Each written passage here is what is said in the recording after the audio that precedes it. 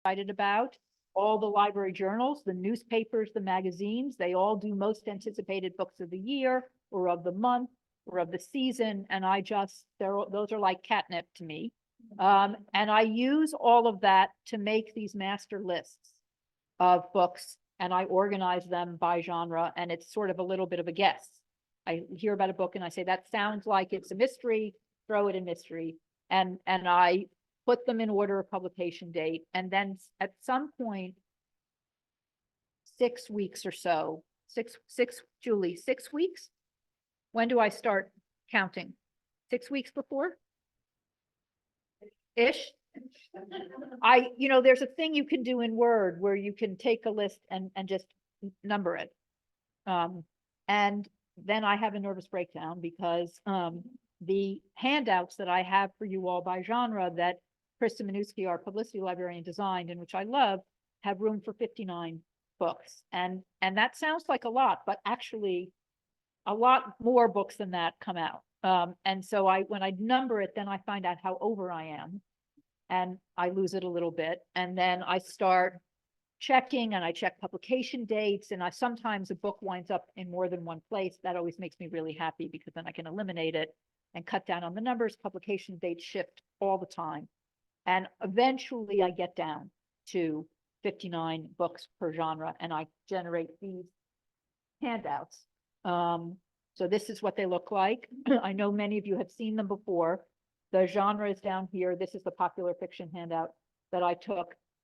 There are 11 genre handouts in this edition of Book Buzz: literary fiction, popular fiction, mysteries, thrillers, beach reads, which is a spring, summer only handout. Normally, historical fiction is only fall and winter, but there is so much historical fiction now. And you guys love historical fiction. So I kept historical fiction. That's probably going to be a year-round handout. And then other fiction, short stories and essays, biography and memoirs, history and politics, and other nonfiction. So they were unintentionally out on that table. Now they are hidden on that table in the back. And there's enough for everyone to take all of them or none of them. Again, no judgment. If you're here just because you really want to hear about mysteries, we have some. If you're here for the booze, we have no judgment, no judgment, no judgment. You have to listen to me for an hour, but then you get to leave, and you don't have to, and I won't notice if you don't take any handouts. I did tally, there are 611 books in the 11 handouts. Again, if you have on Zoom, you have the electronic copies. If you want physical copies, let me know, we'll get them to you. And I picked 20 books out of those 611 to highlight for you guys. I know a lot of you ask how I pick the 20, and it isn't pretty, and it isn't some great scientific thing. Some books are very obvious, and I will tell you when we get to a couple, and you'll see why I knew immediately. I heard about the book and I said, oh, that's a notable 20. And that's it. So when I finish the handouts, I go through them one at a time, and I had a pad with a list, 2 sides, definites and potentials. And I just wrote. And when I finished, I counted, and there were 13 definites this time. And I really like it when there's 20 definites, because then I'm done and I feel really good. That never happens, but 13 was a good place to start. And the potential list was actually a lot longer than that. And then I started going through the potential list and thinking about a lot of things, thinking about how much publicity they were really getting, not just from the publishers, but from the greater book world. And also, and more, the more I do this, how much, from my understanding of what Wallingford likes to read, how much you all would be interested in it. And an example is RuPaul's memoir. I don't remember what it's called. It just came out.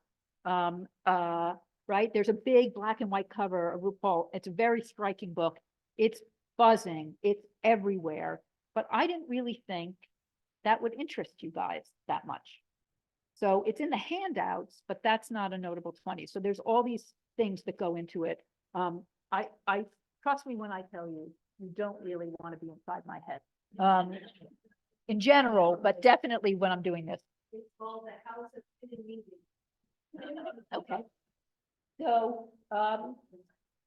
So inside my head. Yeah, that's not, no, that's not inside. Oh, that's the, I thought you meant that was, the RuPaul book is called The House of Hidden Meanings. I thought you meant that was what my head was called too. That's the name of the RuPaul book.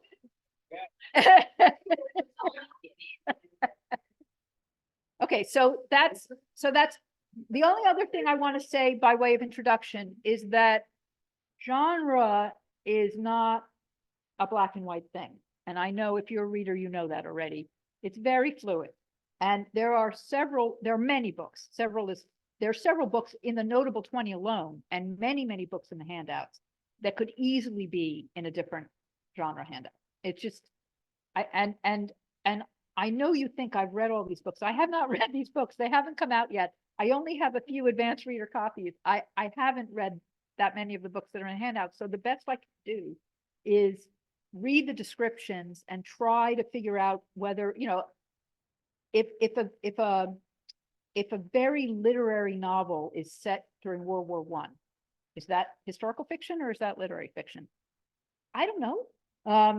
And maybe it's more one thing to me and more one thing to you. So I make a gut decision. And then honestly, if the numbers need to shift, then I move, it's like a puzzle. I move stuff around. I do, because I want the books to be included more than it's important that it's exactly the right genre. So if there's genres, if there's a genre you're particularly interested in, you think about where it might cross and think about taking that handout too, so that you don't miss books. Okay.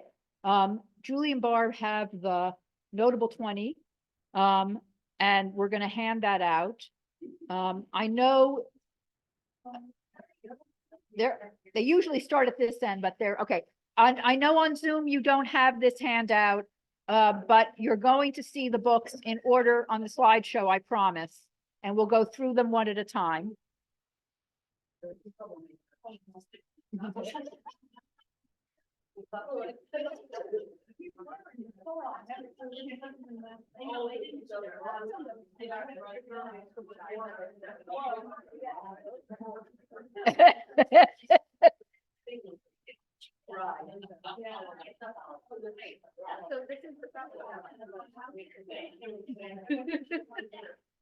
Okay.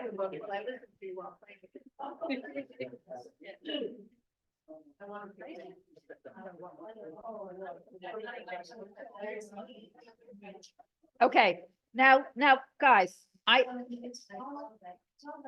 thank you. See, look, be like Lau. Do you see Lau? She folded it and she's sitting and listening. I know this is what happens every time. You stare at this like I'm not going to walk you through every single one. I promise I am. Please, please, please, please, please interrupt me with questions and comments. Please get up and get more food or more wine or coffee and tea or over there, or cookies or what have you. On Zoom, keep drinking. It's better that way. And because this should be more in the way of a conversation, don't hesitate to ask questions. If you're on Zoom and you have questions, put them in the chat and Rachel will let me know. Okay? Yes? Okay. Book 1 is The Hunter by Tana French, which is in the mystery handout and came out last Tuesday. Tana French is an Irish writer, one of the best writers of crime fiction writing today. She is an Irish storyteller, so the books are very literary, very rich, not short, I should say, very atmospheric and very dark. She wrote 6 books in the Dublin Murder Squad series, each one focused on a different detective.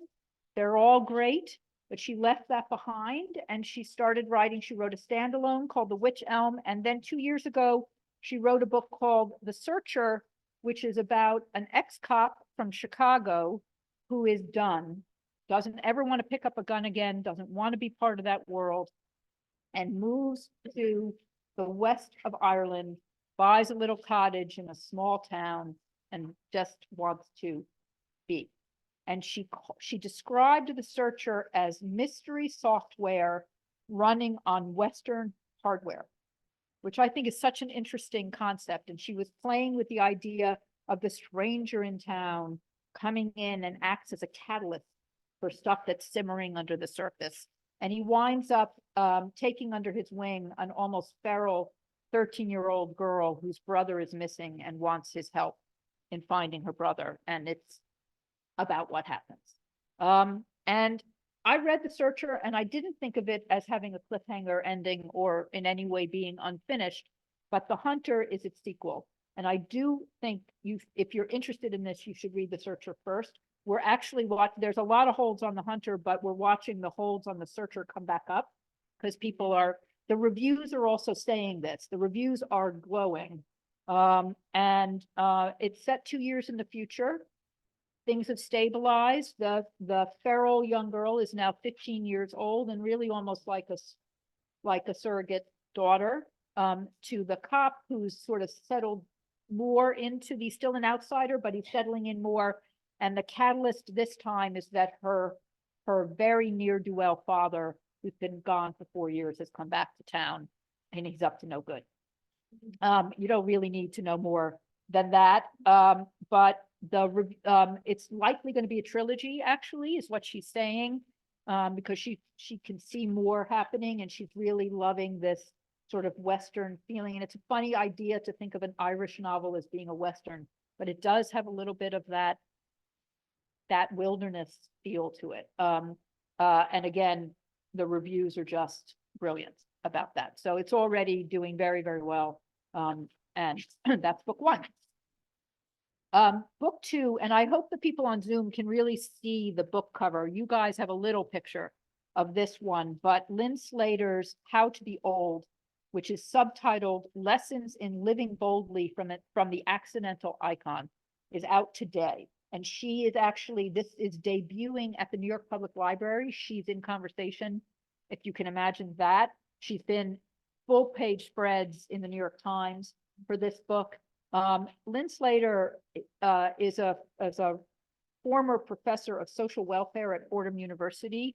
And when in 2014, she was 61 years old and really bogged down in the heaviness of that work, the trauma, child welfare stuff, sexual abuse, these sort of heavy things that social welfare workers deal with. And she needed a creative outlet. And as you can see, if you can tell just from the picture, she's a very stylish woman with a very strong look. And a friend of hers suggested a blog. And she called it The Accidental Icon. And the blog went viral and has 750,000 subscribers. And she's posted about 1,000 times about being growing older with style. She's very much about not wanting to get invisible as she ages and sort of defying the stereotypes. Who watched the Oscars? Right? Did you hear what Jimmy Kimmel said about Robert De Niro and Jodie Foster? So that was early. You had to. So this is a very cool fact. I thought it was a very cool fact. Robert De Niro and Jodie Foster were nominated for Taxi Driver 40 years ago. And then they were both nominated again this year. I think that's very cool. But what he said was that 40 years ago, they were the right age to play father and daughter. And 40 years later, she's 20 years too old to be his girlfriend. And Jodie Foster was like, yes, that's true. So that's what Lynn Slater is getting at, right? That there's this sort of youth-obsessed culture and that she is not about that, that being old can be just like any other beginning. She's very into breaking rules and she's about resilience and the evolution of your self-confidence and challenging society's constructs on age. And so this book is about all of those things and about how she sort of found herself anew in this new life. And it's getting a tremendous amount of attention. And I actually thought it was something that would appeal. It certainly appeals to me. And so that's book two. Okay. Book three is Until August by Gabriel Garcia Marquez. Now, in the afternoon session, somebody said, am I stupid or did he die? He died. This is the book. It came out today. And this is the most controversial book of the 20, not because of its content and not because maybe I shouldn't have included it. I definitely should have included it. Gabriel Garcia Marquez is a winner of the Nobel Prize and one of the foremost writers of the 20th century. But he died about 10 years ago, and he was suffering from dementia for a while before he died. And this book, until August, was the book he was working on, and more or less finished, and I mean more or less, before he died. And he told his sons, and they're being very honest about this, to rip it up. He said, it's no good. No one will understand it, and I want you to rip it up. He didn't, I might add, but he told them to rip it up. They did not rip it up, but they didn't publish it either. They put it in his archives in Texas at the Harry Ransom Center, and scholars have been able to do it. In fact, I don't know if you can see, the end papers have his marking. I mean, these are they're pages from the actual manuscript with his notes and the edits he was thinking about when it just got to be too much and he couldn't do it. And they recently pulled it out of the archives and they read it and they were like, you know what? It's actually pretty good. And it feels kind of finished. And they decided to publish it. So this is what they write so there's, the book contains a short introduction from the sons and a longer note at the back from the translator. It was written in Spanish, about the process of working with him and her own impressions on his state. And they said, we discovered that the text contained a great many wonderful achievements. It is not, of course, as polished as his greatest books. It has a few rough patches and contradictions, but nothing that impedes the enjoyment of the most outstanding aspects of his work. And then they go on to say, you know, we decided that another possibility was that his fading faculties kept him from finishing the book and also kept him from realizing how good it was. This is their words. In an act of betrayal, we decided to put his reader's pleasure ahead of all other considerations. It's a tough one. If they are delighted, it's possible he might forgive us. In that we trust. So, right? Super controversial on the cover of the New York Times that they, not just the existence of the book, but that they decided to do this. Obviously a big deal. And out today. And I get it first. I've only read one of his books, Love in the Time of Color, and I think they could have ripped it up. Because of Love and Time. Yeah. Why? I gave it 1 star. Okay. So Love in the Time of Cholera, Love in the Time of Cholera and 100 Years of Solitude are his two masterpieces. You have to like magical realism.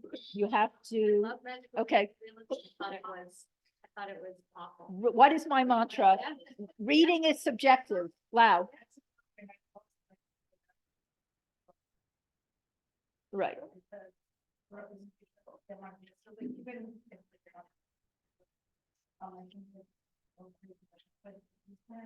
Right. So they're right. What I don't think that people on Zoom can necessarily hear. Lau is saying that is in Colombian, his significance cannot be overstated. And so, right, the sons feel that any writing by him is worthwhile, and that therefore they're sharing it, and that his saying "rip it up" was again of the mind of someone who was not fully cognizant. But it's controversial, Sylvia.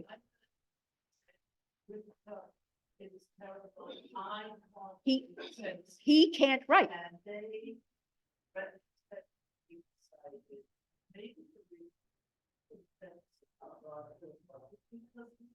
Right. So again, he said, rip it up, it's no good. I can't make sense of it. And they feel that there's his dementia and they feel it's worthy. And again, they feel that any book by him is worthy. So, read it, or take it, feel that it was the mistake and don't read it. But I think it's going to be something that people are gonna be talking about for a while. Maybe I'll like this book better when, you know. Okay, book 4 is James by Percival Everett. Again, no judgment. Who in this room has heard of Percival Everett? Okay, no one, everyone on Zoom. I don't know about you on Zoom, but no one in the room has raised their hand. You actually have, you just don't know you have. So if you watch the Oscars, you know that a movie called American Fiction won for Best Adapted Screenplay, and hopefully you've seen that movie because it's a terrific movie. And unfortunately, I was very excited when it won because I thought the screenwriter would acknowledge the book that it was adapted from, which he did not, which pissed me off. And the book it was adapted from is a book called Erasure by Percival Everett. And that book came out in 2001. Percival Everett has also written a book called Telephone, which was a finalist for the Pulitzer Prize in 2020, and a book called The Trees, which was shortlisted for the Booker Prize in 2022, and it's how I discovered him. James is his 24th novel. He's been around, and what is happening is he is now getting his due. It's sort of like the actor who is suddenly discovered, but who's been acting for a long time.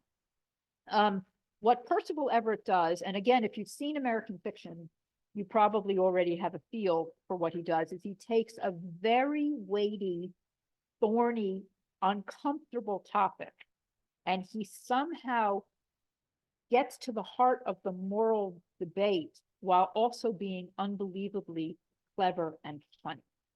The Trees, and The Trees, which I read and loved and made me want to start reading more of his books, is about lynching. And I laughed out loud several times. And that is a really weird thing to say. And that's what he does. He went through terror and humor combined. Okay.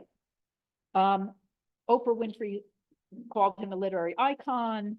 Ron Charles, reviewing James in the Washington Post last week, called him one of our nation's preeminent authors. I think he's about to be all that, finally, and his backlist is worthy. The reason that James is going to be the book that breaks him through is that it is a retelling of Mark Twain's The Adventures of Huckleberry Finn from the perspective of Jim, Huck's slave.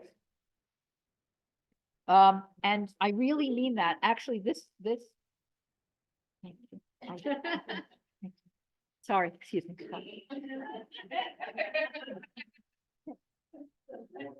It's not water.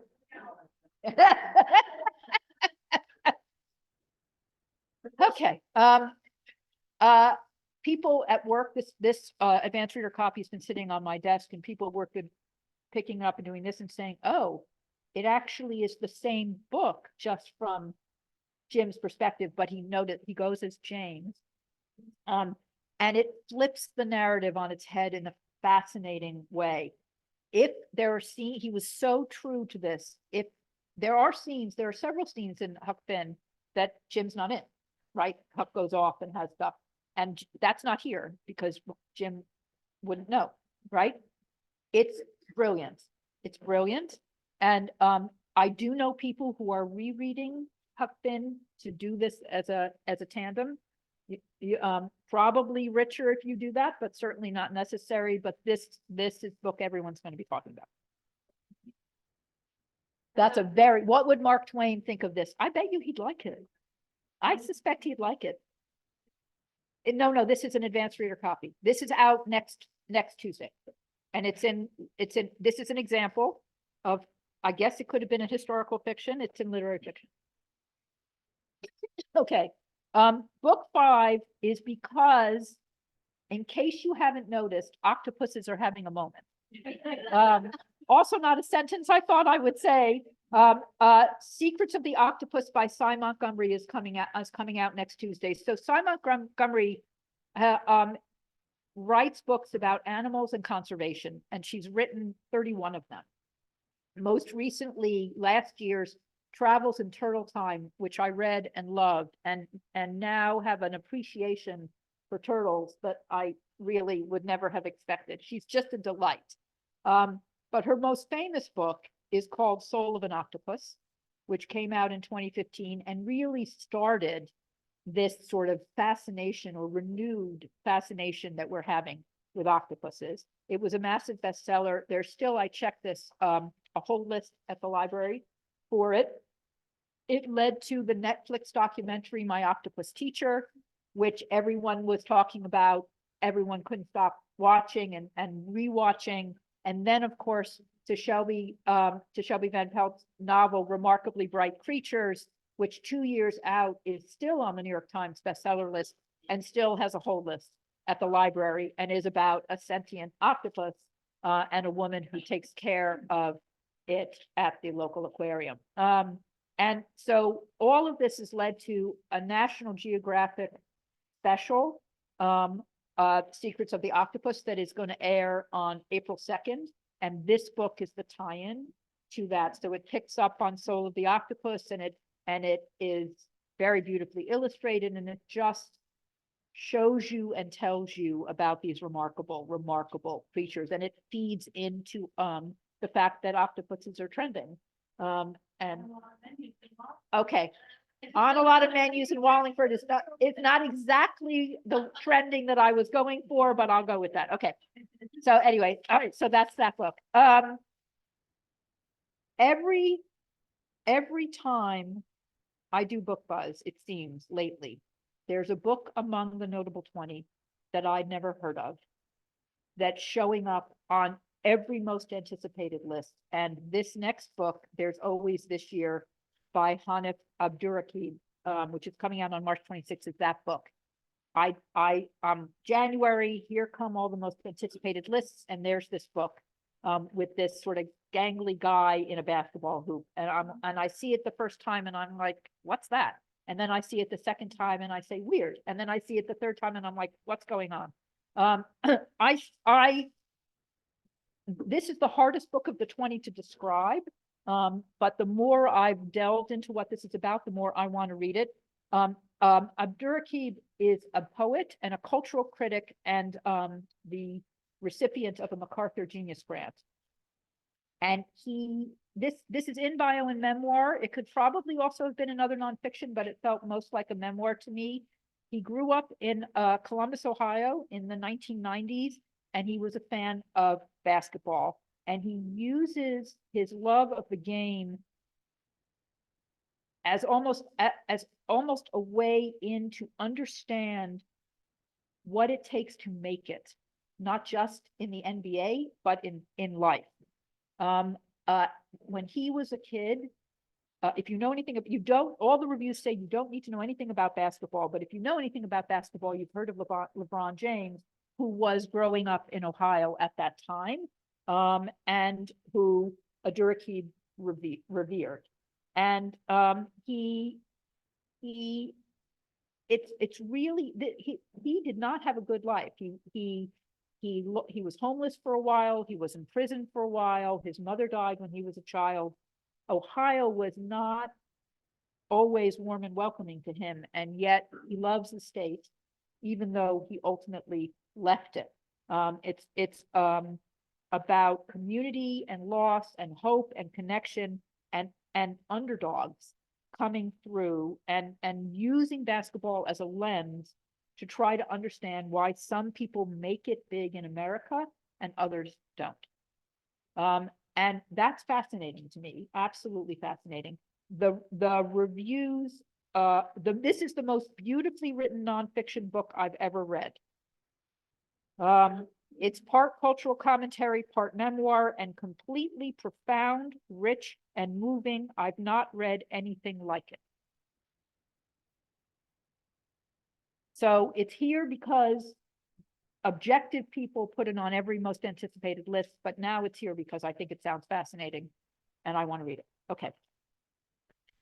Judy said, Amor Tolls. This is an example of a book that when I heard about it, I knew immediately it would be one of the 20 notables. This is what it looks like. This is also in our table for two. by Amor Towles. It's coming out on April 2nd.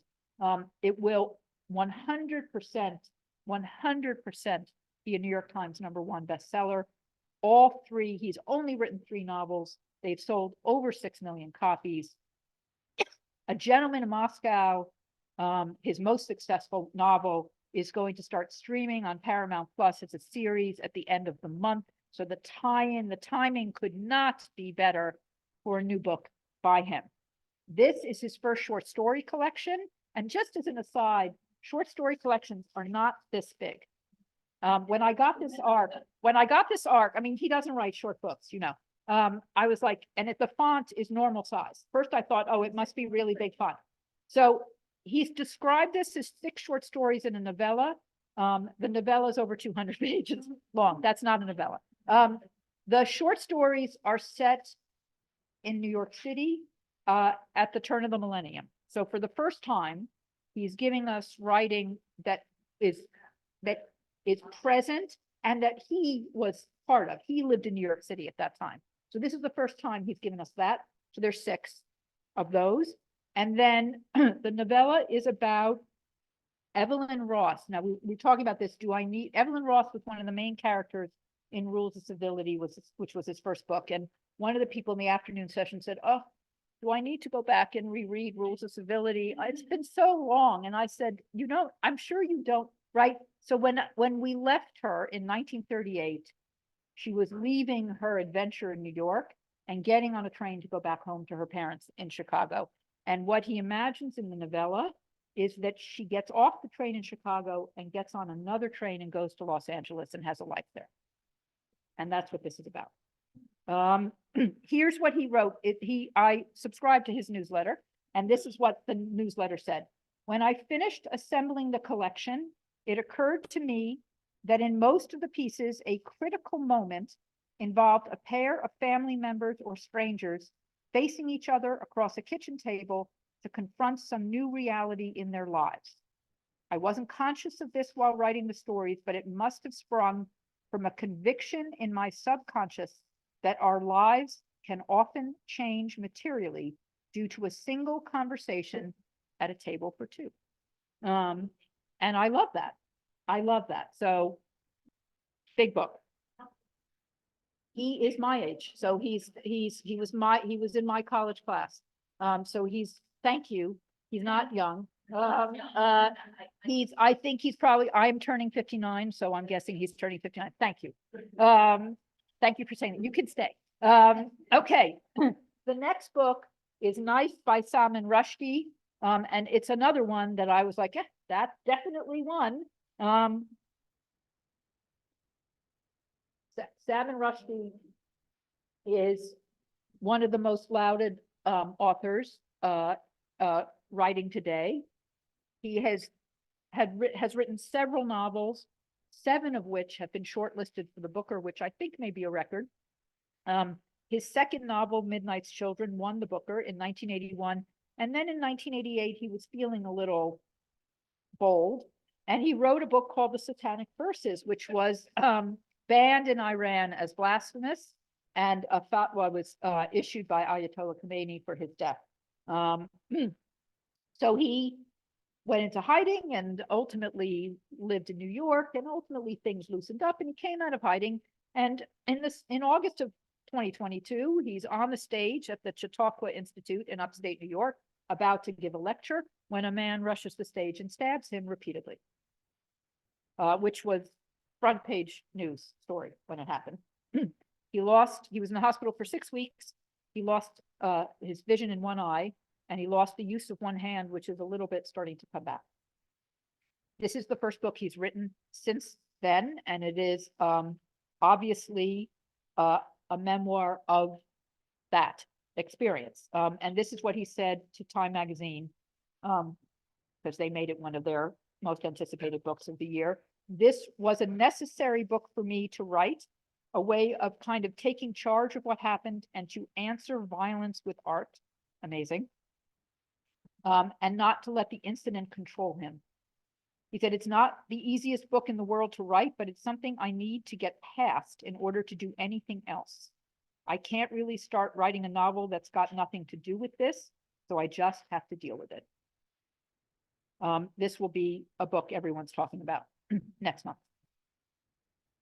The next book is The Backyard Bird Chronicles by Amy Tan, the great Amy Tan. That's coming out on April 23rd. So, you know, Amy Tan, everything she writes is a wonder. She's written 6 novels. They've all been New York Times bestsellers.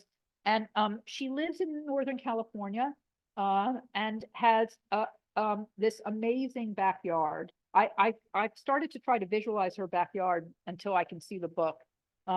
There's oak trees, birch trees, Japanese maple, and periwinkle vines and fuchsia shrubs. So if you know anything about those things, you can imagine this glorious backyard. And it's inhabited by more than 60 birds.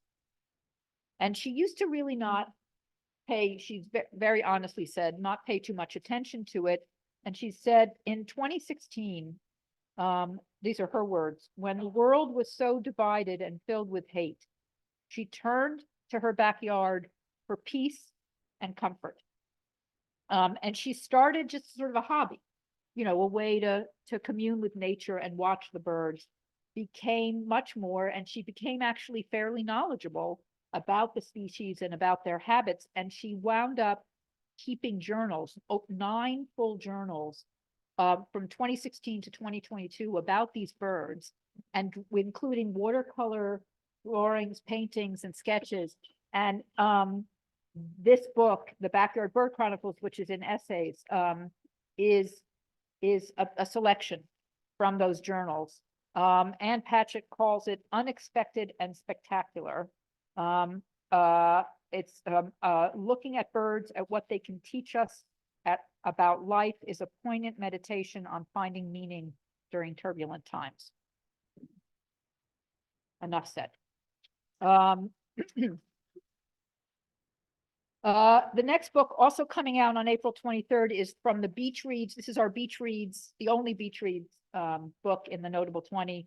Funny Story by Emily Henry. Emily Henry is the rising star, if not already the star, in the summer beach rom-com world. And again, in the no judgment mantra, every once in a while, you just need a rom-com. I do. I just think every once in a while you just need something like that. And the reason Emily Henry is so good is that her rom-coms are much more complex. They're smarter and more complicated than the typical genre. And what she mostly does is take a typical rom-com trope and invert it in some funky way. In this new book, the trope she's playing with is the opposites attract trope. And the plot is about, just for fun, a prim and a little uptight and anal children's librarian who moves to a nice town in Michigan because she's engaged to this great guy, and they're in love, and it's all wonderful until he realizes that he's actually always been in love with his childhood best friend, annoyingly named Petra, and he dumps the fiance, who has this great job but is stuck in this town she doesn't know. She doesn't know anyone. Petra, who is happily now gushy in love with the librarian's ex, has dumped her boyfriend. So the librarian moves in with the boyfriend. This is it's her ex-fiance's new fiance's ex, which I cannot say more than once. But that's the setup, okay? And obviously she's prim and proper, and he's, you know, a free spirit and whatever. And it's, you know, but they're a delight, and they're a perfect summer beach reading book. And again, she's become the sort of go-to for this kind of book, and it's on all the lists, and there it is. Okay. Please tell me you know of Judi Dench. Please tell me you know of Judi Dench. Because if not, we're going to pause and watch a few things. So the next book is called Shakespeare, subtitled The Man Who Pays the Rent. And it's by the great actress Judi Dench. And note that April 23rd is publication day to Shakespeare's birthday.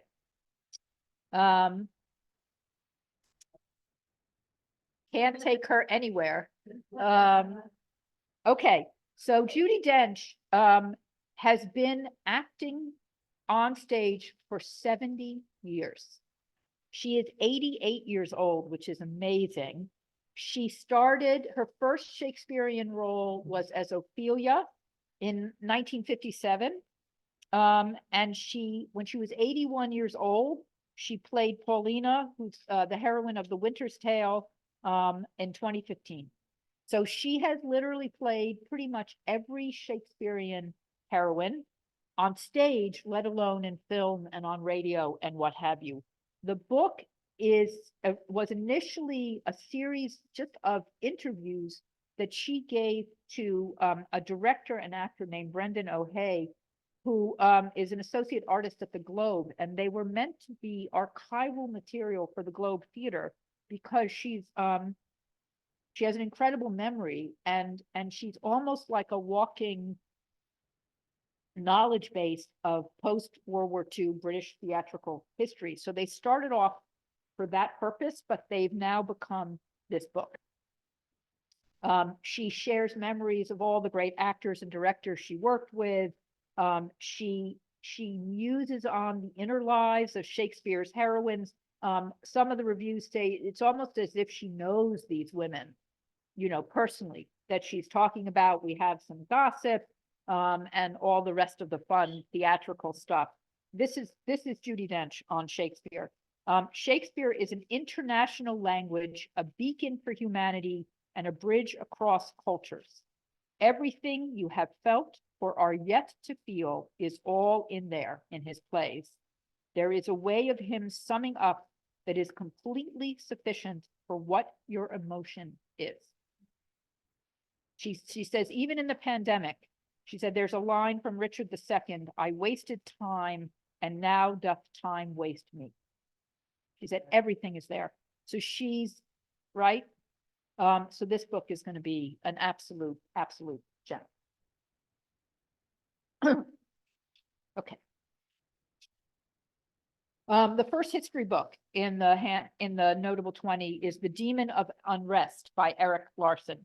Erik Larson is easily one of the finest writers of history working today. He takes a critical moment in history and meticulously deconstructs and then reconstructs it so that you really understand it. And his books read like historical fiction. Actually, one person in the afternoon session said, this is nonfiction? And I'm like, yes, he writes nonfiction. So, for example, The Devil in the White City is about the 1893 Chicago World's Fair. In the Garden of Beasts is about the rise of the Third Reich in Germany in the 1930s. Dead Wake is about the sinking of the Lusitania during World War I. He just picks a significant turning point moment, and he unpacks it, and you get it. Definite on your list, right? He is. I mean, he's right. Yeah, this one was was the most obvious choice in history. I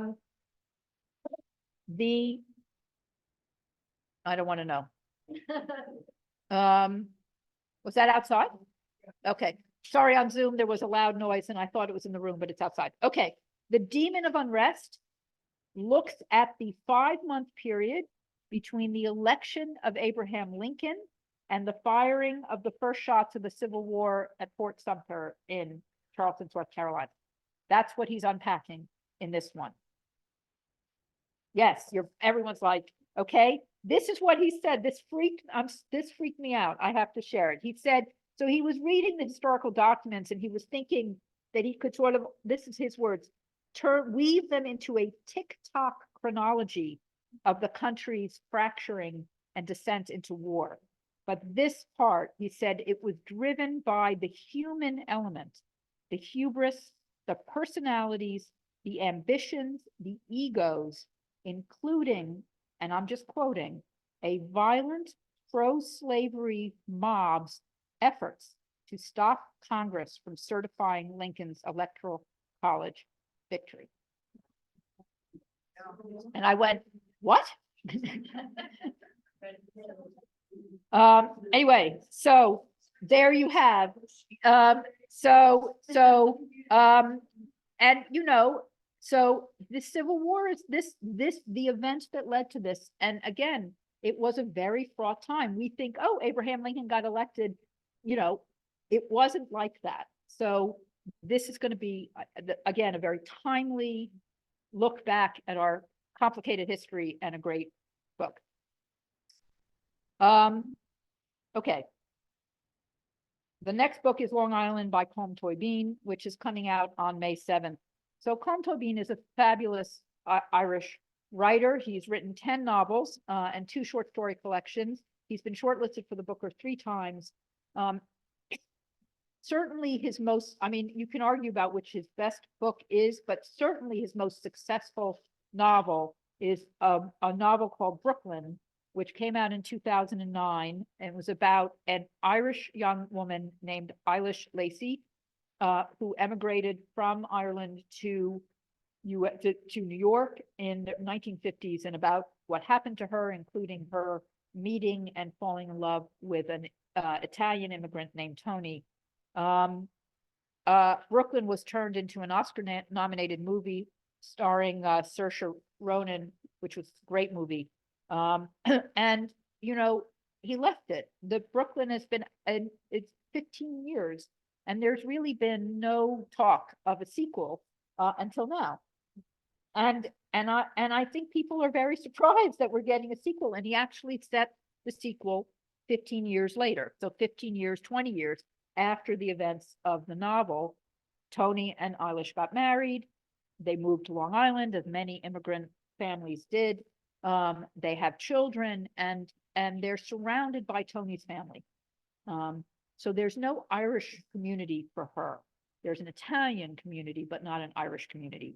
And this is not a spoiler, because this is how the novel opens. There's a knock on the door.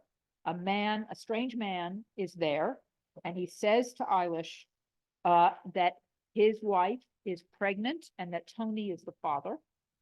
And that when the baby is born, he is bringing the baby to her.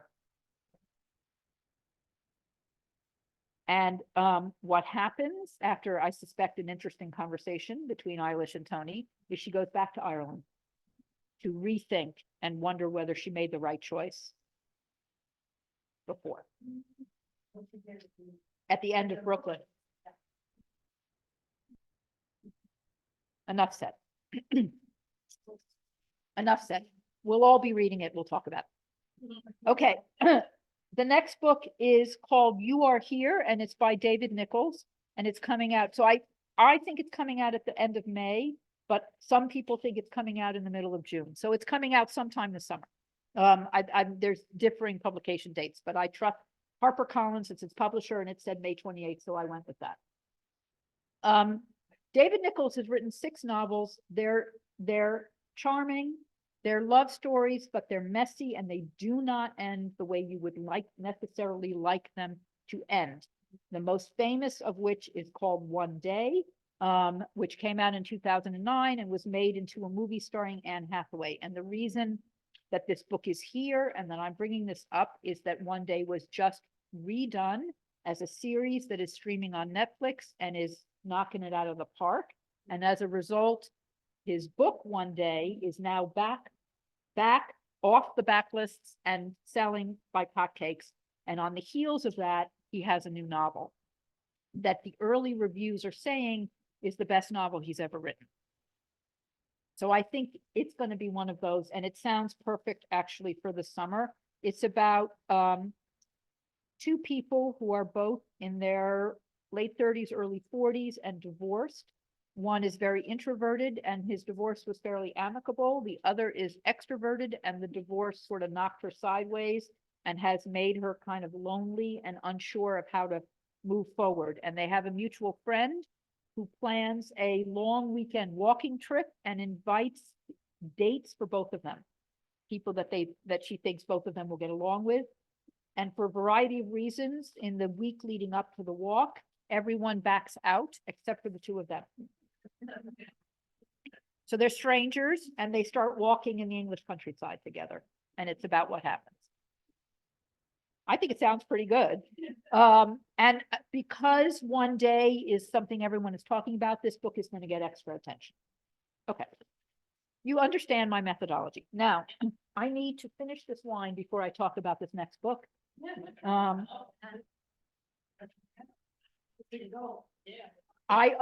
this is where you came in earlier, right?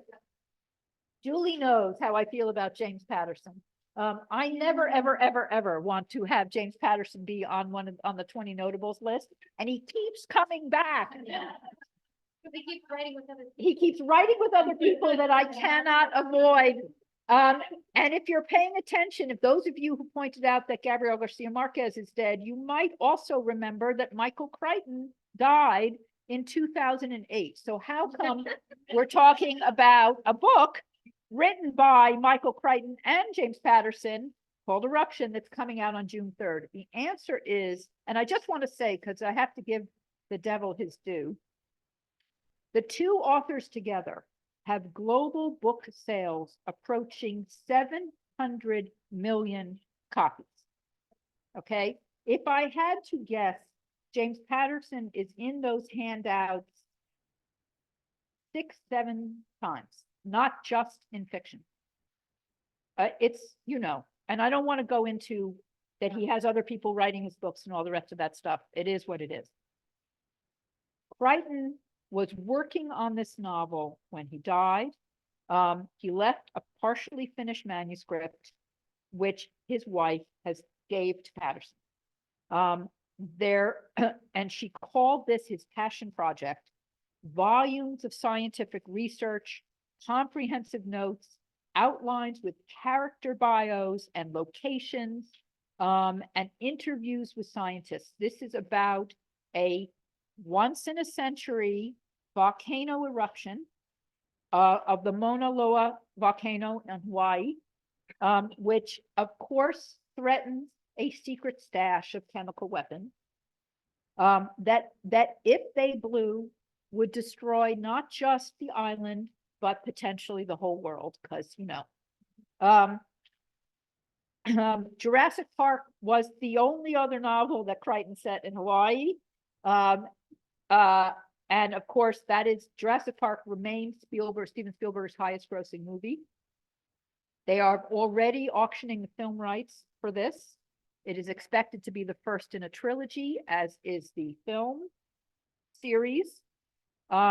This is the tagline. It's the publishing world version of when George Lucas and Steven Spielberg came together to create Raiders of the Lost Ark. So I had to include it. I'm pissed about it, but there it is. Wow. What year is the book set? I do not know the answer to that. Probably. Thank you for forgiving me. Okay. From the ridiculous to the sublime. The Comfort of Ghosts by Jacqueline Winspear is coming out on June 4th. When people come to the library, this is a very regular fact pattern. I feel like reading a mystery, but I don't want something too dark or gruesome. And I really love historical stuff. We walk over to the W's and I hand them a book called Maisie Dobbs, which is the first book in a brilliant series by Jacqueline Winspear about a woman who was a nurse during World War I and was injured in the war and has all kinds of trauma from it, who's also brilliant and has tremendous psychological insight. And several years after World War I, she opens up her own investigation agency, which for a woman at that time was a very unusual thing to do. And most of her early investigations involved shell shock and the scars of World War I. The books are incredibly atmospheric. There's a very strong sense of place. The mysteries are challenging, and the legacy of the war is very palpable in the books. And over the course of 17 books, she's taken Maisie through World War I, through the 30s, and into World War II. And that narrative arc has been super interesting to witness. And you can feel the, oh my God, we're going through this again. And the last book ended with Pearl Harbor. So the reason The Comfort of Ghosts is here is because this is the last book in the series. She has said, this is it. And she has said it after the end of World War II, in 1945, with the same kind of what we would call PTSD, but the sort of the legacies of the war and how it is reverberating through Britain, and how what Maisie does about that and how that resolves. So the books always appear on the New York Times bestseller list. Anytime I've recommended them, people have started inhaling the series, but because this is the last one, it's going to get extra attention. And that's why it's here. Susan Gomes can tell you that Garrett Graff writes amazing oral histories. This is the only other history book in the Notable 20. It's called When the Sea Came Alive, and it's coming out on June 4th. What he does in the way he tells history, as opposed to Eric Larson, is he gives you basically, I don't even know, it's very hard to describe these books. He listens to interviews and recordings of people in the moment that the history he wants to write about happened. So very famously in The Only Plane in the Sky, which is about 9/11, he reconstructs the day from the people on the plane, the pilots on the plane, the people on the ground, the people in the World Trade Centers, the newscasters, what they're seeing, everyone in this meticulously chronologically accurate way. And there's no narrative. There's just the oral statements in a timeline. And it's unbelievably visceral. You feel as if you are living it through that experience, and it makes for compelling reading. He did the same thing with his last book, Watergate, which was a finalist for the Pulitzer Prize. And his new book, When the Sea Came Alive, you want to guess? D-Day. So he's giving us an oral history of D-Day. I mean, I can't even imagine what that's going to be like with and a lot of course, there's very few of those people still alive who were there. And he's transcribed what they said about the day and the things leading up to it. And it's going to be tremendous. And, you know, D-Day is something that continues to fascinate us. And I think this is going to be an extraordinary way to tell it. Couple more.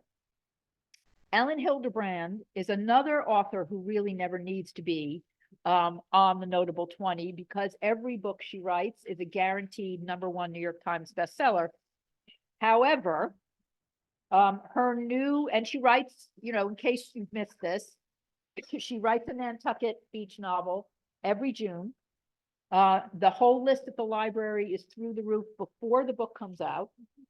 We always buy extra copies. Everyone wants to read it. She conjures up Nantucket for you, and it's the perfect beach read. And by the way, this one is in Popular, not Beach. It's a good example of one. I had room in Popular and I didn't have room in Beach, and I moved her. The reason she's here is that she announced several years ago that she was going to stop writing, which is amazing because she's really like, she can't do anything wrong. And I don't believe she's ill, that I'm aware of. She said she wants to retire and she wants to become a book influencer, which sounds like a great gig. And this is her 30th novel, and she called it Swan Song. A book influencer? Thank you so much for saying. I aspire to be a book influencer. So it doesn't really matter what it's about, but just very, very briefly, some fabulous family buys a $22 million beach house on Nantucket, and everyone is enthralled to them because they're so glamorous and they're flirty and they're this and they're that. And then the house burns to the ground, and one of their key employees goes missing. That's what it's about. It doesn't matter. It's gonna be a massive bestseller. Okay, two more. Joni Mitchell.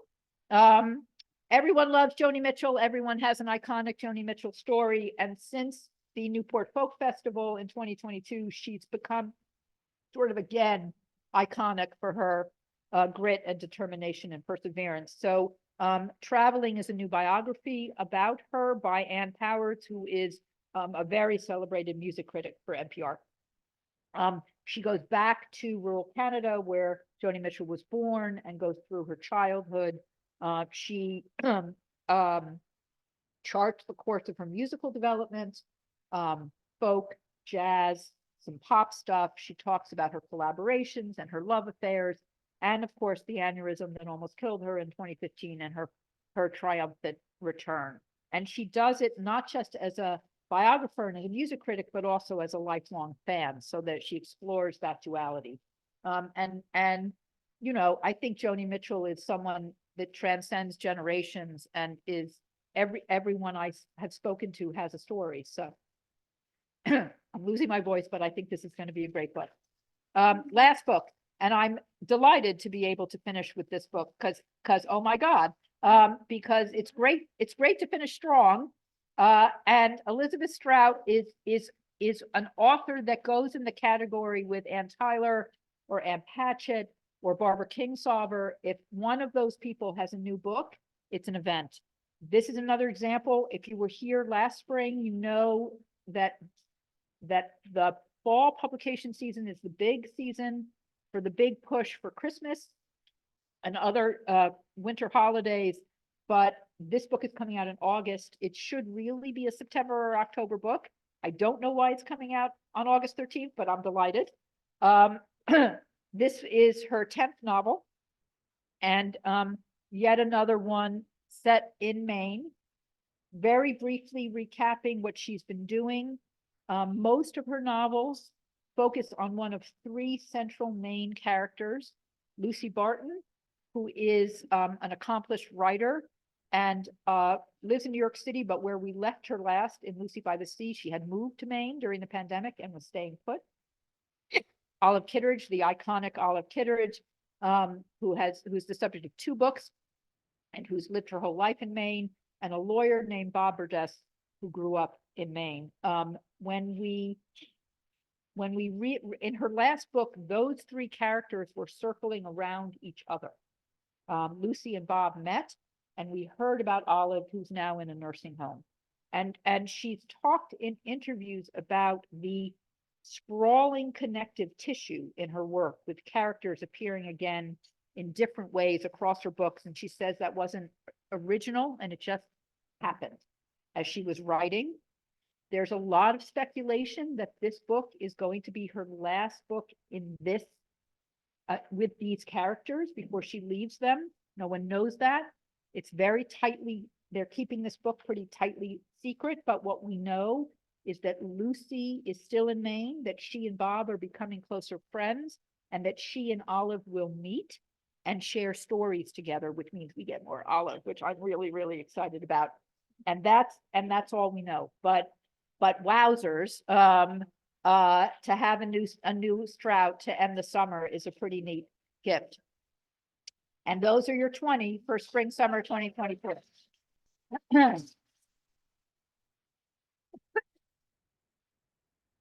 Questions, comments, anything in the chat? I want you to really tell us the things that make sense. You know exactly how I feel about James Patterson. Okay, so here's the thought exercise that we end on. When you go home tonight, there's a box waiting for you. And when you open the box, all of these 20 books are in it. Which one do you read first? Eric Larson. The Eric Larson. Yeah, I'm already on the list for it. Eric Larson. Really? Okay. Susan. The Strout, the Elizabeth Strout. No, you're just saying that. Really? Pat Dorenzo said eruption, but I think she just said it to Utsme.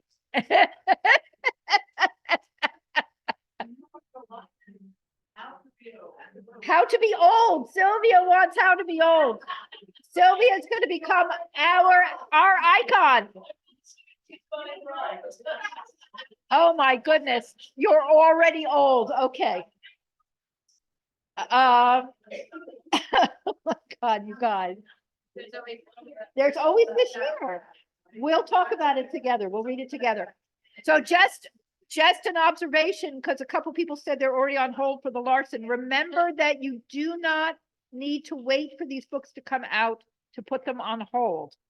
Not all, but many of these books are already on order, which means they're in the catalog.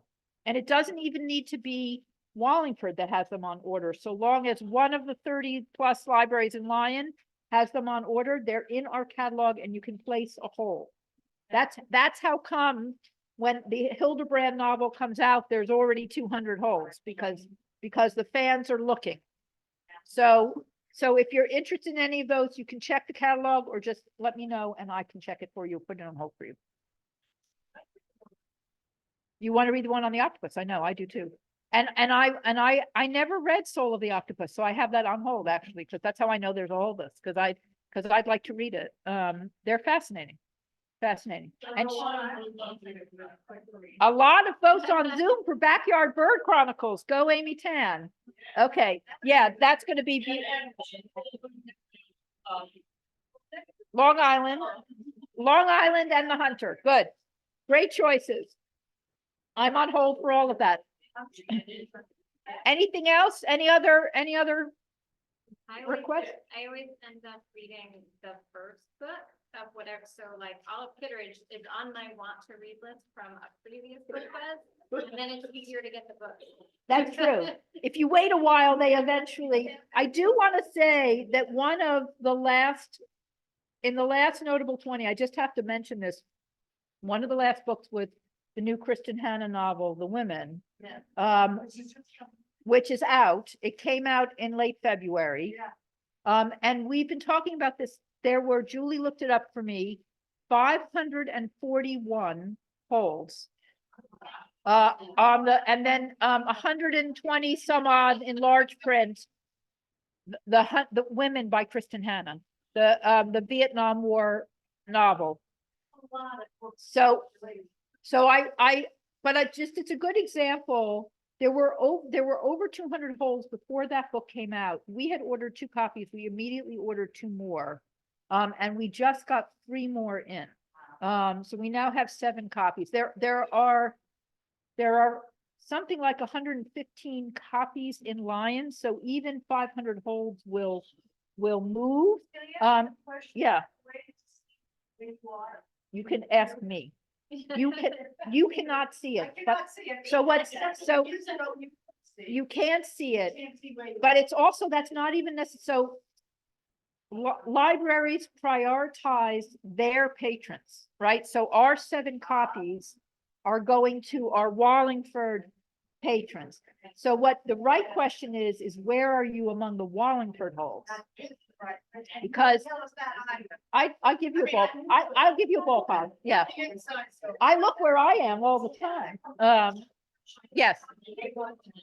Right. The question is, how do you manipulate the system? That's the question.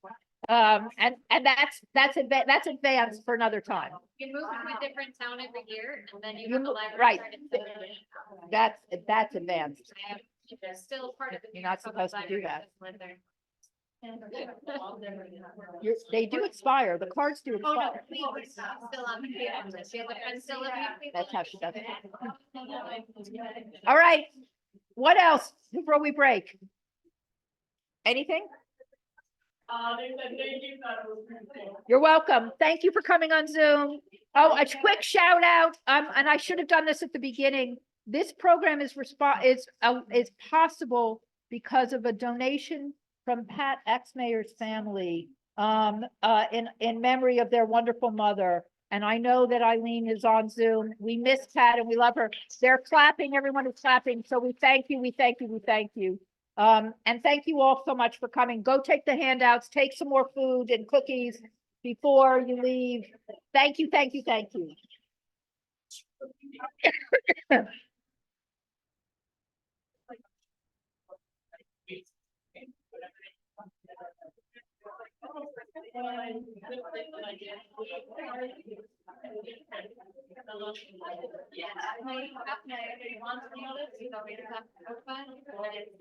It's easier to get it because like,